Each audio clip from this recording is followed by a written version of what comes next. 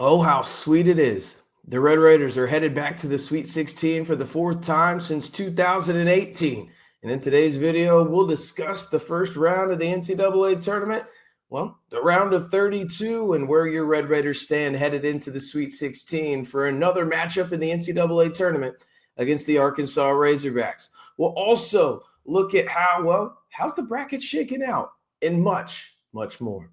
Hey, how's it going, everybody? It's RC Maxfield here for the Back to 12 podcast. I know I was on a little bit of a hiatus right there in the first weekend of the NCAA tournament. I was out in Vegas celebrating one of my best friends' batch trips. And then also, hey, it was my birthday, so I took a day off as well to celebrate that with the missus. I appreciate a lot of y'all reaching out and wondering where the content was, making sure I was okay. I promise you, moving forward this week, headed into the Sweet 16, we will have numerous videos here on the channel, including this one. We'll have a game preview. We may even go live for the game. I'll keep you updated on everything there, but appreciate y'all sticking with me over the past 5 days. We will have plenty of content surrounding your Red Raiders here on the channel moving forward. All right.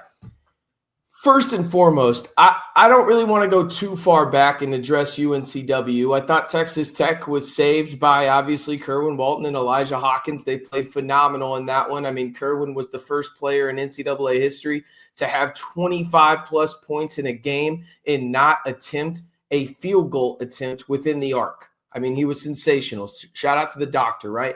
Elijah Hawkins has been sensational in both games. I think, truthfully, I could make an argument that he has been Tech's best player in the first two rounds of the NCAA tournament. That's harder to say when you account for the Drake aspect of things. And, it's one of those deals when you look at the arching theme of what Texas Tech did against Drake. They just dominated from the inside out. And you can see the score on your screen right there. If I were to tell you that Texas Tech would only make 2 threes in a game in the NCAA tournament, I promise each and every damn one of you would have said, oh, Texas Tech got bounced. And honestly, I would have too. Because when you watch this team play throughout the entire season, they have struggled in terms of winning games when they shoot poorly. And this was the polar opposite of this one in the sense that D5, JT Toppin, and Elijah Hawkins just flat out carried you to a victory. Those three were just not going to let you lose. You see the score on your screen, 77-64.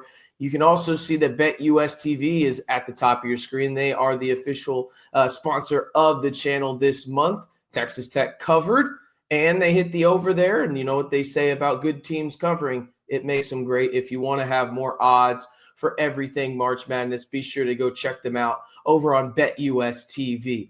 All right, I'm going to go look at the box score here because, again, you look at it for Texas Tech, and they were just unreal, specifically JT Toppin, D5, and Elijah Hawkins in this one. I thought Elijah Hawkins from the free throw line was instrumental in a lot of ways. And I'll get to JT here in a second because I know a lot of y'all are thinking to yourself, RC, you're talking about Elijah Hawkins quite a bit here. Why are you doing that?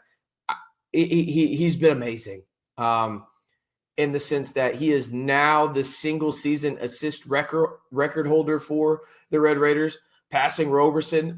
He's been awesome. But JT Toppin and D5 prove to you in this game against Drake specifically why they are bona fide superstars at the collegiate level. JT Toppin did whatever the hell he wanted, whenever the hell he wanted. And it was one of those deals where, I mean, he played 32 minutes, and I get it. That's quite a bit of time, over 75% of game time. But the thing is, man, he had 25. It felt like he could have had 40 if he really wanted it. D5 was sensational in this one, not only as a scorer, but also as a facilitator. He had one pass to JT Toppin where D5 was above the arc on the left side of the floor, and JT Toppin was on the right side block, and D5 threw an absolute fastball, no changeup. If you know, you know, right to JT for an easy deuce. I mean, these two were simpatico in this matchup. And I thought the game plan for Texas Tech in terms of just dominate down low early, we knew coming into this matchup that Drake did not have an answer for the likes of JT Toppin. What were they going to do against D5 was maybe my biggest question, in the sense of, okay, I expect a big JT game. Is D5 going to step up alongside him? Is it going to be Elijah? Is it going to be Christian Anderson, right? It was obviously D5 who was the leading scorer in this one for the Red Raiders, 28, 6, and 5. He was sensational. And if you look at that, JT, D5, and Elijah Hawkins combined for 69 of Texas Tech's 77 points in this one. They were truly just what you want in March, in the sense that you need a lead guard that's experienced, check. And you need two guys that are versatile and can just go win you a basketball game, check. You've got that in JT Toppin and D5. And it feels like they're just getting started in a lot of ways. And it's kind of funny, right? When you look at the UNCW game to the Drake game and you see the polar opposites of it, right? You shot an NCAA tournament record number of threes against UNCW. And to be honest with you, you shot like crap. I mean, outside of Kerwin Walton, you just didn't shoot good, right? And so you win that game. You know you're going up against everybody's favorite upset pick in Drake and Ben McCollum. And Ben McCollum, is he out the door? We now know that he is. He's going to go to Iowa, right? Like, where are their heads at? Texas Tech went out, asserted dominance early. They allowed Drake to get back in the game in the late first half. But then Texas Tech was like, all right, we're better than this. And I thought the key really sequence there for Texas Tech was when Elijah Hawkins went to the free throw line and buried 4 free throws after he was fouled, and then there was a flagrant called. I thought that was the point in time where Texas Tech went up 9, and from there, obviously, it was a relatively close game, but it never felt like Texas Tech didn't have the game within their grasp and in their control. And I thought that that was a huge part in this game. And, well, obviously having JT Toppin and D5 go a long way as well. There's no doubting that. When it comes to the overall bracket for the Red Raiders, you can see it on your screen, and I'll pull it up just a little bit higher so we can see it there. There we go. The Red Raiders are in the West, and Florida barely holds on to beat the 2-time defending national champions and the UConn Huskies. Maryland barely, and I mean barely, beats Colorado State at the buzzer with a Derek Queen buzzer beater.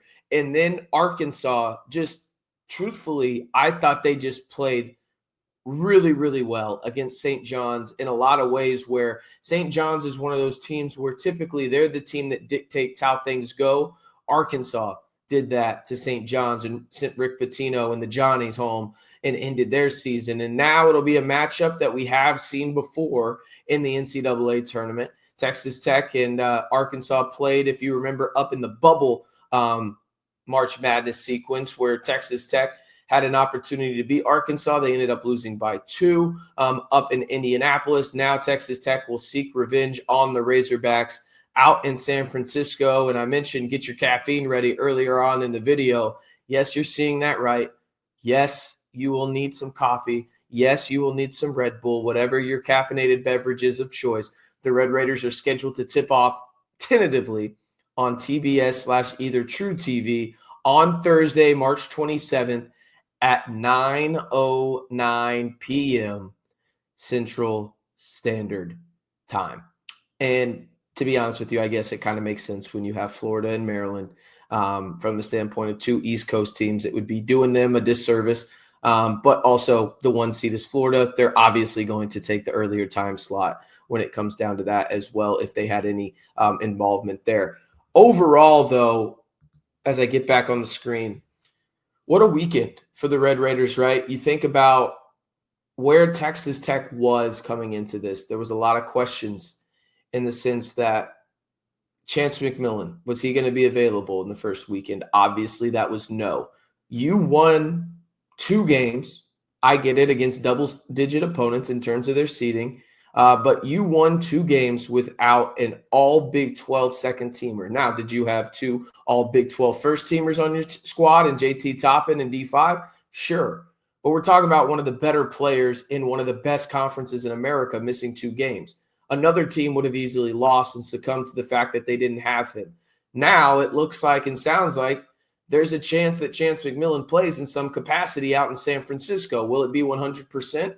Probably not. Will he miss another game? Maybe, but it sounds like it's headed in the right direction in terms of him potentially playing in the Sweet 16 for the Red Raiders. And now you go up against an Arkansas team where, if we're being honest about it, and we'll preview them here on the channel probably tomorrow, this team is really good, right? That 10 seed that they have next to their name, in my opinion, doesn't actually show their talent level, okay? They have a bunch of transfers, obviously are coached by one of the greatest college basketball coaches of all time in John Calipari.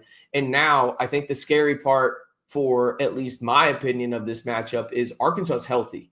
And that's something that Texas Tech, truth be told, we don't know if they can say that right now. And that's something that stands out to me in a lot of ways, because you get Boogie Fland back if you're the Razorbacks. You have John L. Davis. You've got Brazils. You've got multiple other difference makers on this team, and I haven't even mentioned Wagner yet, right? So the Razorbacks are a formidable opponent. There's no doubting that, and it is going to be an epic matchup, in my opinion, out in San Francisco. Luckily, we've got Kevin Harlan calling the games. That'll be a lot of fun. He is one of my favorite announcers, just a personal thing there. But the Red Raiders, again, I don't want to say they're a blue blood, because I know a lot of people will get upset about that, and there's still work to be done, no doubt about it. But not too many teams, ladies and gentlemen, go to 4 Sweet 16s, over a 6-year period.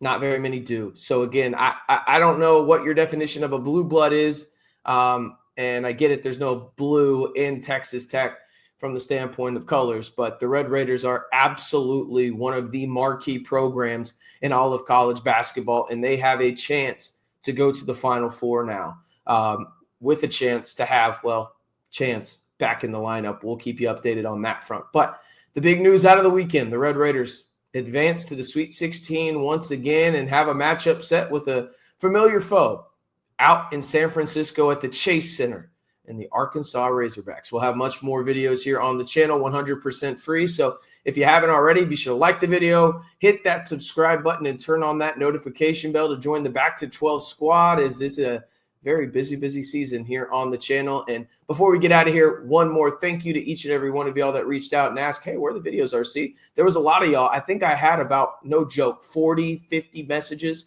whether it was a comment, DM, asking where the latest update was. So I appreciate each and every one of y'all. If y'all want to be a part of the largest group of Texas Tech fans and the fastest growing group of Texas Tech fans here on YouTube, again, it's as easy as 1, 2, 3. Like the video, hit that subscribe button, and turn on that notification bell to stay in the know right here on the Back to 12 podcast. And as always, stay safe and Wreck 'em Tech.